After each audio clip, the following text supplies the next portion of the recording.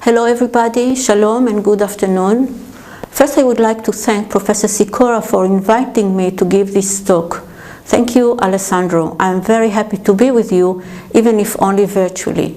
I also want to congratulate you on the first conference on social work research and to wish you a productive and enjoyable conference.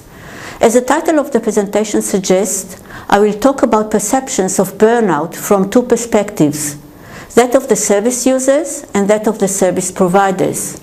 In this talk, I will also demonstrate the collaboration between social work academics and social workers in the field and the use of research findings in policy decision-making. All co-authors are social workers, senior managers at the social welfare services of the Tel Aviv Municipality. I am also a social worker. In the past 10 years, the social services of the Tel Aviv Municipality have been undergoing two major processes. One is moving from heuristic, reactive practice to planned, systematic, outcome-oriented practice, accompanied by ongoing monitoring of results. The other is improving service delivery by increasing transparency, accessibility, and service providers' sensitivity to service users' needs. As an academician, I have the privilege of serving as an advisor in these processes and of carrying out practice research and formative evaluations of them, of these two processes. The study I will present is part of the practice research we have carried out. I'll give you some information about the municipality. It has 12 social service agencies they provide a large variety of services to a range of target populations. In 2015, they served close to 39,000 persons from 27,000 households. The target populations are persons from every stage of the life cycle, from infancy to old age. The problems treated span every problem human beings face: poverty, family problems, children at risk, loneliness, homelessness, addiction, mental and physical illness, to name only some.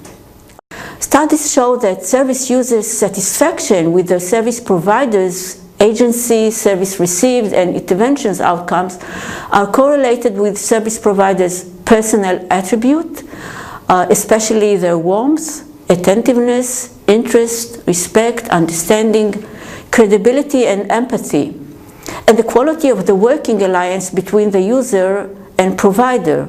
Both are severely compromised by service provider burnout, so burnout is not a good thing. According to Maslach and colleagues, burnout is characterized by three dimensions: emotional exhaustion, which is manifested in service providers feeling that they are no longer able to give of themselves emotionally; depersonalization, manifested in providers' negative and cynical attitudes towards their clients; and reduced personal accomplishment, which is manifested in providers' negative perceptions of their work and their dissatisfaction with their accomplishments. Findings show that these manifestations of burnout have adverse consequences. Service providers suffer from impaired emotional and physical health, and also service providers are less able to be empathic, collaborative, and attentive towards their clients, and they are less able to bond and to form a cooperative working alliance with clients, and finally, generally, they show poor job performance. In light of these findings, we ask two questions. How similar or dissimilar are service users and service providers' perceptions of providers' burnout? And are discrepancies in their perceptions associated with service users' satisfaction with their social workers, the agency and its services, and also whether or not they are associated with perceptions of change? I'll give you some information about the procedures of this study. So first, the sample, based on two studies, one querying service users, the other querying service providers. We created a matched sample of 270 service providers' service user dyads.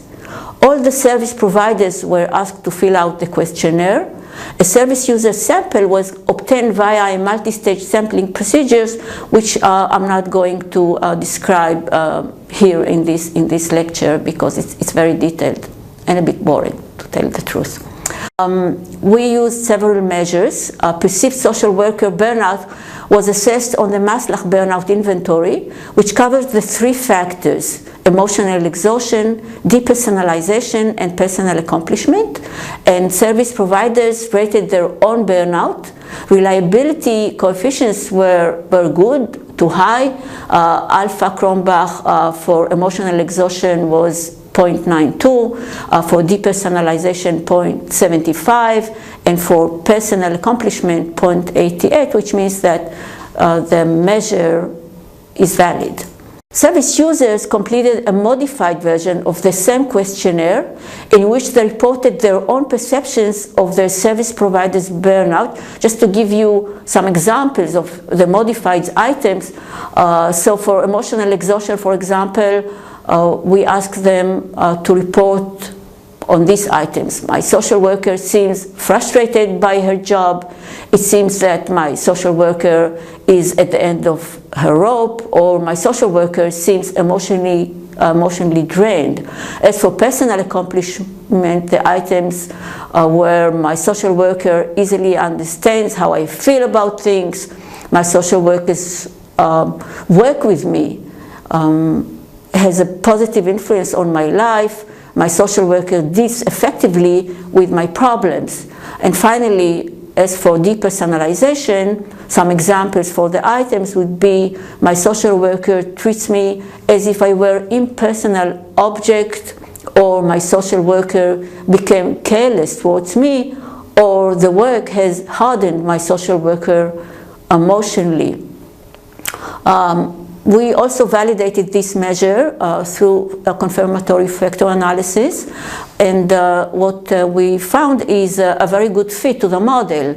We also ran reliability coefficients, and reliabilities were very high.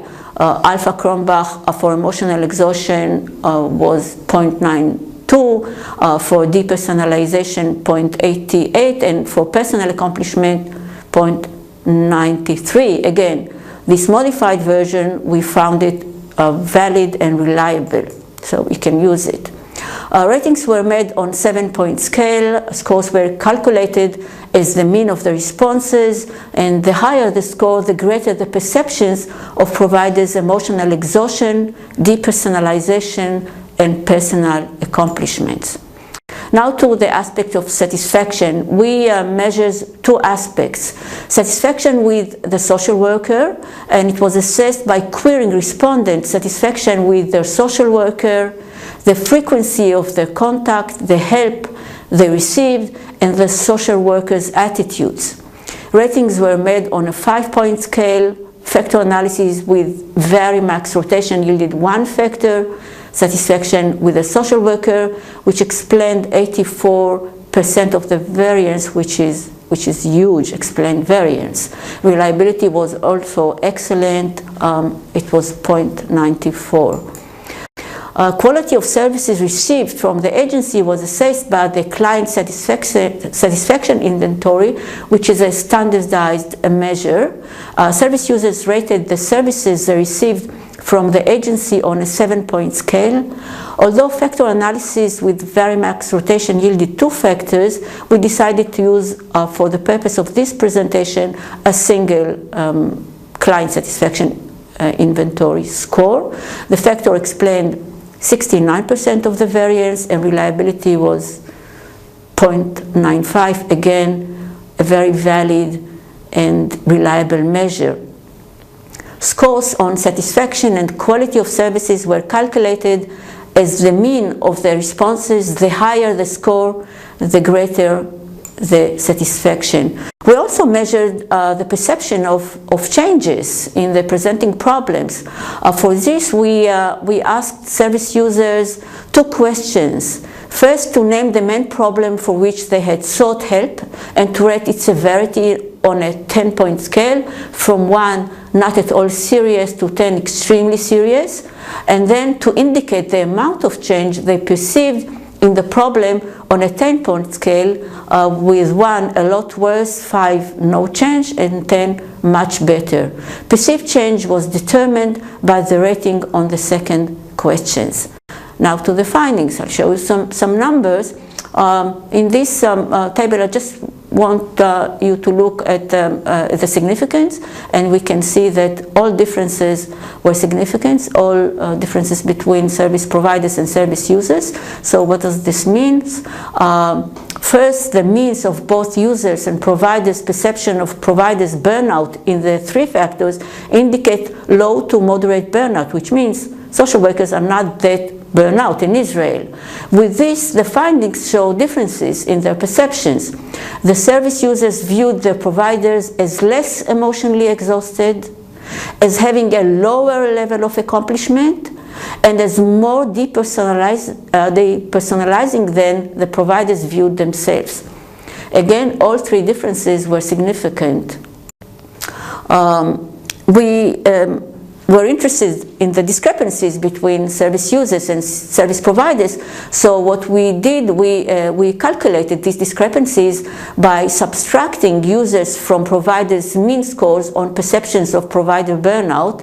And we then performed 3 hierarchical regressions to determine whether discrepancies predicted service users' satisfaction with the social workers, agency, and perceived changes in their presenting problems. Service users' socio-demographic variables, employment, education, gender, age, and marital status were entered as control variables in the first stage. Now to the findings. The entry of the 3 discrepancies into the second step of the regression analysis added 62% to the explained variance in satisfaction with the service provider, 61% to the explained variance in satisfaction with the agency, and 11% to the explained variance in perceived changes, which means actually it predicts all these variables.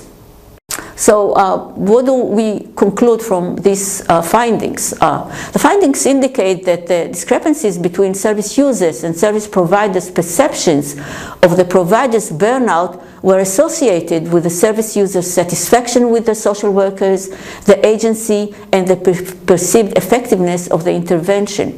The larger the gap, the less satisfied the users were. These findings provide further evidence of the importance emphasized in the literature for shared perceptions between client and therapists.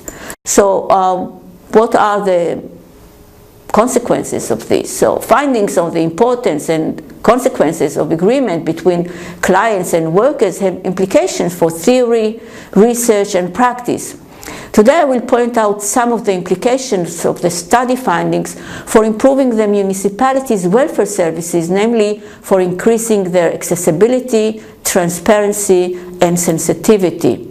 To increase accessibility, the senior management took 3 main steps. They improved their telephone services by increasing the number of lines and by enabling persons to leave messages and to speak with human voice. They introduced uniform reception hours for all the municipalities' agencies and units so that there would be no confusion as to when the social workers were available.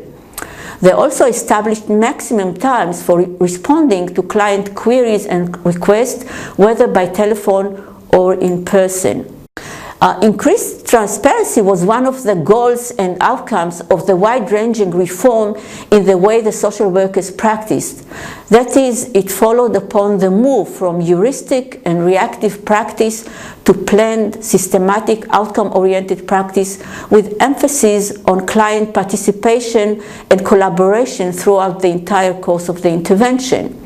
It was and still is to be achieved in 2 main ways: by making the expectation of both the clients and workers explicit, and by outlining the course of the intervention and defining its boundaries. Both are ongoing processes which begin in the assessment stage and continue throughout the entire intervention. They give the intervention structure while allowing for flexibility and change, which is a really, really important principles. To increase sensitivity among workers and managers, the senior management defined and introduced standards for sensitive and respectful service and provide guidance and feedback on their adoption. To monitor the accessibility, transparency, and sensitivity of the services, the social workers regularly seek client feedback. Every quarter, they telephone a sample of service users and ask them about their experiences with the service. To check the accessibility of the services, they ask clients such things as how long did it take the service to return your phone call? Did the social worker see you at the agreed upon time? To check the service's transparency, they ask such things as did the worker coordinate your and her expectations regarding the course and boundary of the intervention? Do you understand what you must do in the course of the interventions? And to check the service's sensitivity, they ask such things as did the worker treat you with care and respect? Did you find the worker flexible in the course of the intervention?